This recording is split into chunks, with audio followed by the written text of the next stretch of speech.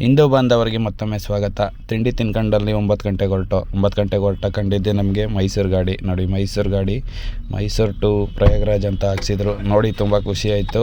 Hyderabad to Bengaluru highway ತುಂಬ ಚೆನ್ನಾಗಿದೆ. ಈಗ ರೋಡ್ ಮಾತ್ರ ಎಲ್ಲೂ ಏನು ಕೆಟ್ಟೋಗಿಲ್ಲ, ರೋಡು ತುಂಬ ಅದ್ಭುತವಾಗಿದೆ.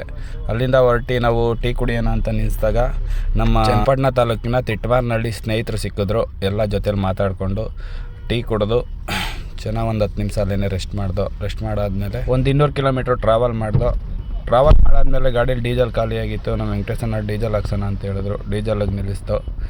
ಆಂಧ್ರ ಪ್ರದೇಶದಲ್ಲಿ ಡೀಸೆಲ್ ಬಂದು 7 ರೂಪಾಯಿ ಜಾಸ್ತಿ ನಮ್ಮ ಕರ್ನಾಟಕಕ್ಕೂ ಮತ್ತು ಆಂಧ್ರ ಪ್ರದೇಶಕ್ಕೂ.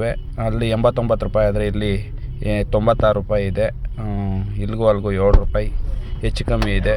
ಡೀಸೆಲ್ ಹಾಕ್ಸ್ಕೊಂಡು ಹೊರಟ ಮೇಲೆ ಒಂದು 30 ಕಿಲೋಮೀಟ್ರ್ ಮುಂದೆ ಬಂದು ಊಟಕ್ಕೆ ನಿಲ್ಲಿಸ್ತೋ. ನಮ್ಮ ತಿಟ್ಮಾರ್ನಹಳ್ಳಿ ಬ್ರದರ್ಸು ಮತ್ತು ನಾವು ಎಲ್ಲ ಊಟ ಮಾಡಿ ಚೆನ್ನಾಗಿ ಮತ್ತು 10 ನಿಮಿಷ ರೆಸ್ಟ್ ಮಾಡಿ ಅಲ್ಲಿಂದ ಹೊರಟೋ. ಮುಂದಿನ ಅಪ್ಡೇಟು ಮುಂದಿನ ವೀಡಿಯೋದಲ್ಲಿ ಹೇಳ್ತೀನಿ.